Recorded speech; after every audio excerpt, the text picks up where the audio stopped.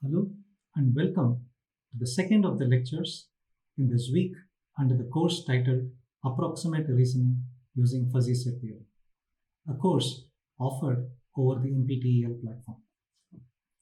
In the last lecture, we looked at extracting the properties of conjunctions that we would like to have on the unit interval and gave an axiomatic definition of one particular generalization of classical conjunction to fuzzy set theory. These are the triangular norm. In this lecture, we will look at some analytical aspects of these triangular norms, or T norms for short. In fact, we will discuss different types of continuity that you can define with respect to a T norm. Let's begin with the usual definition of continuity, the usual concept that we are all familiar with. So if I have a T norm T, let's take two convergent sequences where the elements come from the unit interval 0, 1. Now, by definition, the usual definition of continuity, we know that this is what should happen for any pair of convergent sequences. That means we should be able to pull out the limiting process from inside the function, and both these sides should be equal. Now, if you look at the 5 T norms that we have always considered, the minimum, product, Lukasiewicz, drastic, and NM, we do not know what it stood for so far. It is called the nilpotent minimum. In the previous lecture, we have seen that we can actually get it from the minimum by cutting out some parts of it and pushing it onto the floor, onto the zero region. It is from there we obtain this nomenclature of nilpotent minimum. What is this nilpotence? We will see this in the next lecture when we discuss the algebraic aspects of T norms. For the moment, we'll continue to call this T norm as nilpotent minimum T norm. That's the abbreviation that we have given, or the symbolism we have given as T and M. Now, we have seen the graphs of these T norms. We know the graph of a T norm is actually embedded within the unit Q. Now, this is the graph of the minimum T norm. We see clearly it is continuous. Similarly, the graph of the product T norm and graph of the Lukasiewicz T norm. Clearly, all of these are continuous. Now, if we consider the drastic T norm, it is immediately clear it is not continuous, and so is the case with nilpotent minimum T norm. However, even when these are not continuous, they may satisfy some weaker forms of continuity. Before going to that, we will look at an interesting result that we have on T norms themselves. So we saw that this is what we define as a continuity of T norm, the usual definition, and we have seen these 5 examples, among which drastic and nilpotent minimum are actually not continuous. What is interesting is when it is a T norm, continuity in each of the variables is equivalent to having continuity in both the variables. Now, this is not normal in the case of real functions. For instance, consider this function f, which is from r square to r. Let's define this as xy by x square plus y square. Clearly, we know that at 0 it is not defined, so let's define this only at points away from the origin, which is not the origin, and at the origin let's define it as 0. Now, if you plot this, the graph of this function, this is how it looks like. Now, it can immediately be verified that if you take this function, let's rewrite this here. Just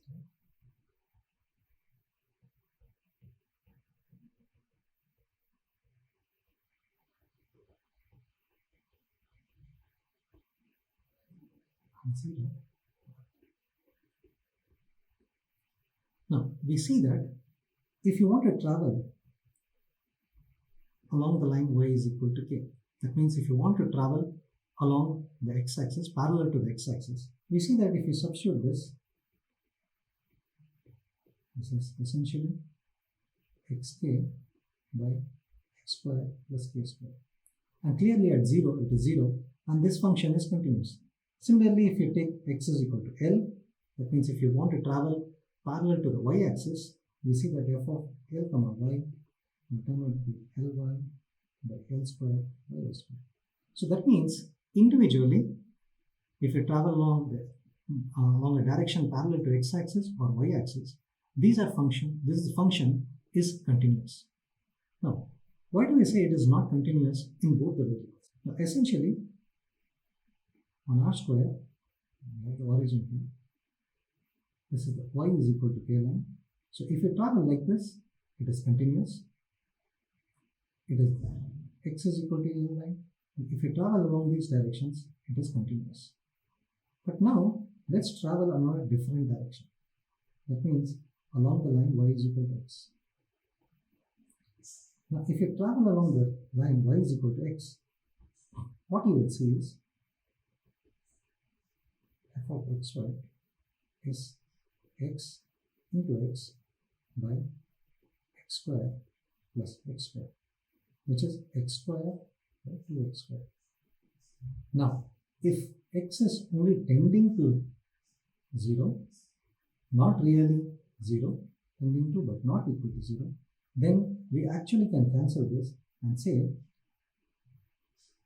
limit of x tending to either 0 plus or 0 minus x square by 2x square is actually half.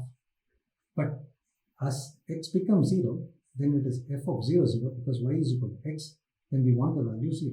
So that means as you go along the y is equal to x line, the diagonal from either side, 0 plus or 0 minus, you see that the function value remains a constant half, but suddenly at 0 it drops to 0. Now this can be seen here. Look at this. So minus 1 is here, 0, 0 is here. So as you go along the diagonal, you see the graph is almost a constant here, and suddenly it dips. So when you come here, it is a constant at half, and suddenly it goes to 0. So clearly, this function, while being continuous in each of the variables, it is not continuous in both the variables. So now, what helps us in getting this result about T-norms, that if it is continuous in each of the variables, then it is continuous in both the variables? It is simply because of the monotonicity of T-norms. It can be proven if you have a monotonic function from 0, 1 square to 0, 1, binary function. If it is continuous in each of the variables, then it will also be continuous in both the variables. Let's look at the second type of continuity, that of left continuity. So for this, we take a sequence, but an increasing sequence. Let's fix a point y0. We say T is left continuous at the point y0 if this equality holds. Once again, let's try to decode this inequality. So what do we have first? We have an increasing sequence. Let's say it converges to some x0. Then we are looking at T of xn comma y0. So these are values in 0, 1. Now what we do is, then we take all these n is equal to 1 to infinity and take the supremum. Remember, these are values in the 0, 1 interval. N is equal to 1 to infinity. These are the values you are going to take. These are values in the unit interval 0, 1, which as we know is a complete lattice, which means supremum of any subset of 0, 1 will exist. So the left-hand side of this equality exists. Now look at the right-hand side. What is it that we are looking at? Looking at supremum of xn essentially. And these are values from the 0, 1 interval, which means again supremum will exist. Now we take T of the supremum from y0. We want that these two should be equal. So this is left continuity for you. Now this is at the level of an equation. But how do we understand it geometrically?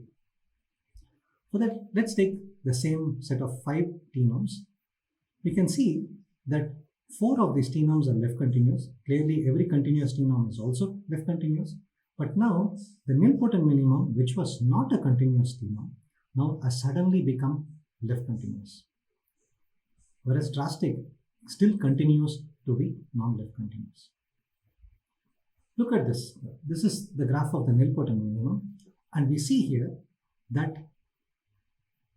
for any increasing sequence that we take, the supremum, the value at t of x comma y naught is also the convergence limit of the sequence that you could consider as t of x1 comma y naught. So essentially it says, as you go along the y-axis, parallel to the y-axis, or parallel to the x-axis, the boundary of any place where you stop, that should actually belong to you. So now you see here, for this particular t-norm, whose graph we are seeing on the screen, if you notice, when you come from the right, that is with a decreasing sequence from, say, from 1, you see that this is a kind of a jagged or rugged edge, which means it doesn't belong. The boundary doesn't belong. The boundary belongs to the floor. So this is left continuity for you in terms of geometry. There's a third type of continuity that we can define for a t-norm, which is called the border continuity. What is this? We expect the t-norm to be continuous on the boundary of 0, 1 square. What is the boundary of 0, 1 square? The set S, where essentially only the edges of the unit square. So we remove the open unit square from the total unit square. Let's look at some examples. These are 2 t-norms that we can think of. If you look at this t-norm, this is the graph of this t-norm. You see here, it is 0 on the open 0, open 0.5 square. So that means as you go from, if you take an increasing sequence from here, 0.5 doesn't belong to this. The supremum of the sequence will be 0.5, but 0.5 doesn't belong to this region. So as you move along, it is 0, and at 0, 0.5, it becomes at 0, 0.5. So as you move along from here, so let's take at 0.2. As you move along till 0.5, it is 0. At 0.2, 0.5, it becomes 0.2. So this is not a left continuous t-norm. However, it is a border continuous t-norm. What we mean by that? At the boundary, when y is equal to 1 or x is equal to 1, it is continuous. So if you take any sequence that converges to 1, we want that it is in some sense left continuous at the boundary, because you can only consider increasing sequences lying within the unit square to converge towards 1. So this is a t-norm which is not left continuous but border continuous. Now look at this fellow. Most of him, much like the drastic t-norm, on these parts he is 0, and on this part he is actually the minimum t-norm. Now,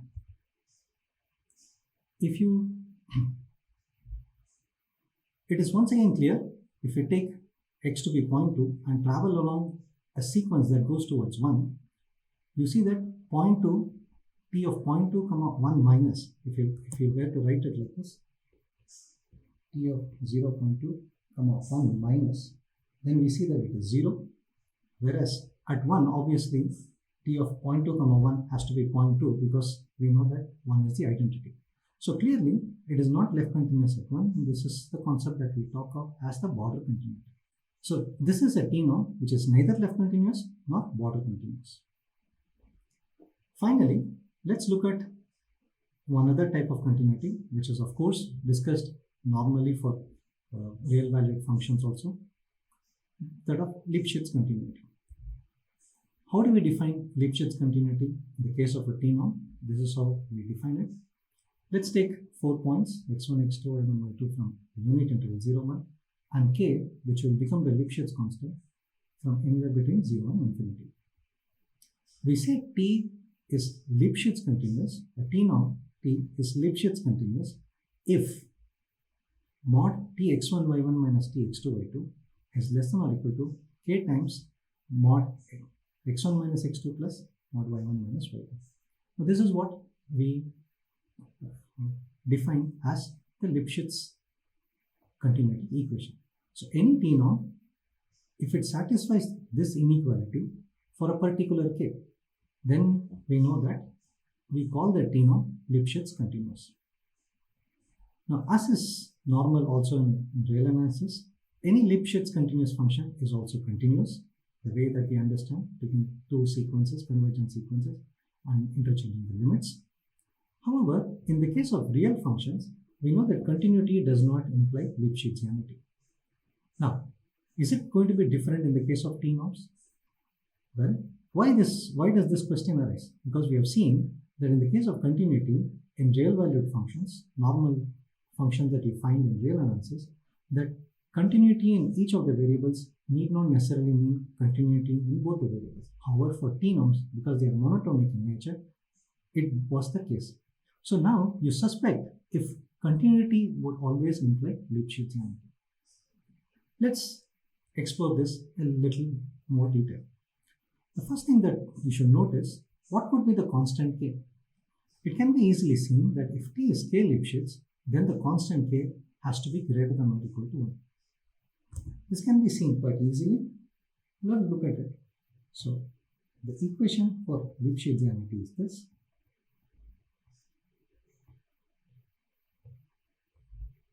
K times 1. So it's 2.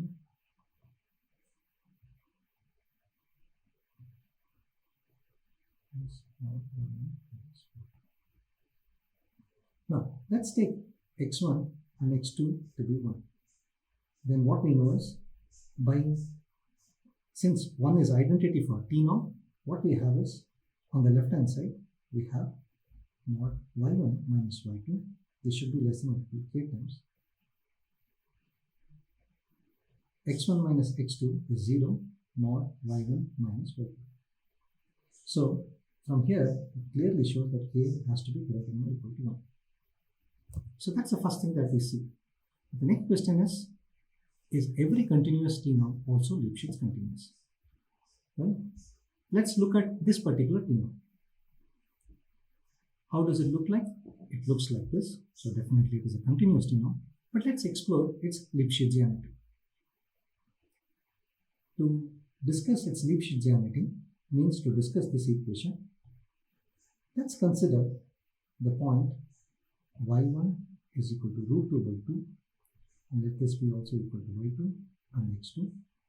And let's look at x1. So to begin with, let us assume that we have that T is Lipschitz. What is Ts? So you see that Ts is root of maximum of x square plus y square minus 1 comma 0. So this is Ts. Let's assume that Ts is Lipschitz. That means there should exist a constant k with respect to which it is Lipschitz continuous. So now let us define D to be maximum of k comma 2. Note that k itself is actually greater than 1, greater than or equal to 1. So we assume we take D to be either k, or if k is smaller than 2, then it is 2. So at least D is at least 2. Now consider these values. y1 is root 2 by 2, and it is also equal to y2, and it is also equal to x2. For x1, let us consider this one, root 2 by 2 plus 1 by d square, where d is given as 7. Now we want to substitute this in this equation. Now p of x1 comma y1, that is root 2 plus 1 by d square and root 2 by 2 minus p of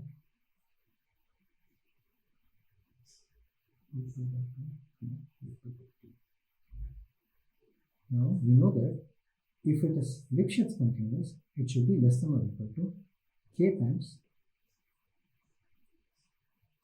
mod y1 minus y2 plus x1 minus x2. But y1 and y2 are same, which means that is 0. x1 minus x2 here would be 1 by b square mod. But this is essentially k by b square. Now we can write this as 1 by d into k by d. Note that by our assumption or by our choice of d, d is definitely greater than k, which means this quantity is actually less than 1. That means this is going to be smaller than 1 by t. So now what we have seen is the left hand side we have seen is actually going to be less than or equal to 1 by t. But let's now consider what each of these terms is going to turn out to be. Now t of root 2 by 2 plus 1 by t square comma root 2 by 2. Now the formula is root of max of x square plus y square minus 1 comma 0. So now first let's look at taking maximum of x square. This is our x, this is our y. X square, so that is 2 by 4 plus 1 by d power 4 plus 2 times ab, which is 2 into root 2 by 2 into 1 by d square. So that is x square plus y square, which is 2 by 4 minus 1 comma 0. Now 2 by 4 is 1 by 2. So 1 by 2, 1 by 2 and minus 1, if you cancel, make it 0. And note that d is greater than 0. So 1 by d power 4 is positive. 1 by d square is positive. Into root 2 it is positive. So this will turn out to be 1 by d power 4 plus root 2 by d square. Now, under root of this. So now, if you write this, you could write it as 1 by d square into 1 by d square plus root 2 under root of that. And this would be 1 by d into under root of root 2 plus 1 by d square. Now, what about t of root 2 by 2 and root 2 by 2? Now, this is max of x square 2 by 4 plus y square minus 1 comma 0. Now, this will be 0. So, now if you actually look at LHS, which is this part,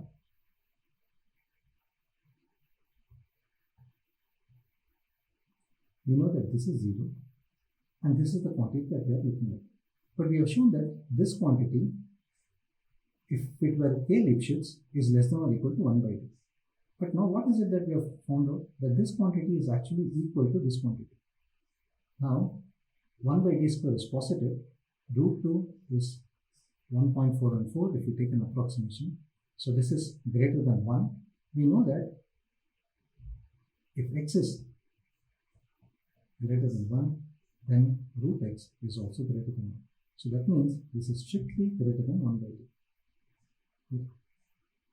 So from the definition of t, we get that this quantity is going to be greater than 1 by t. However, if it were Lipschitz with some k, we find that that has to be less than or equal to 1 by t, which clearly is a contradiction. So that means for this t norm, which we, as we clearly see, is continuous, it is not Lipschitzian. So we see that continuity does not imply Lipschitzianity even in the case of t norms, much like usual real valued functions. A quick recap of what we have seen in this lecture. We have been introduced to different types of continuity that we can define over t norms. But why did we choose these? We understand the normal concept of continuity, but does anything warrant introduction of these different types of continuities, and why these continuities?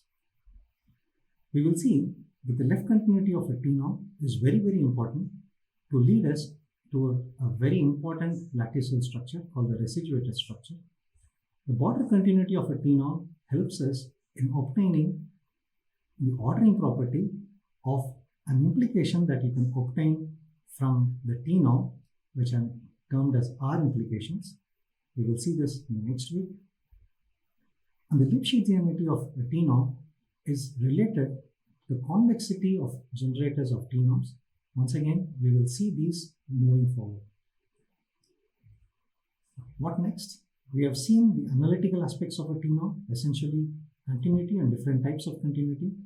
In the next lecture, we will look at the algebraic aspects of T-norms, both at the elemental level, the algebraic properties that an element with respect to a T-norm can have, and the algebraic properties that T-norms themselves can have or force on the 0-1 interval. Thanks once again for joining me in this lecture, and hope to see you soon again in the next lecture. Thank you.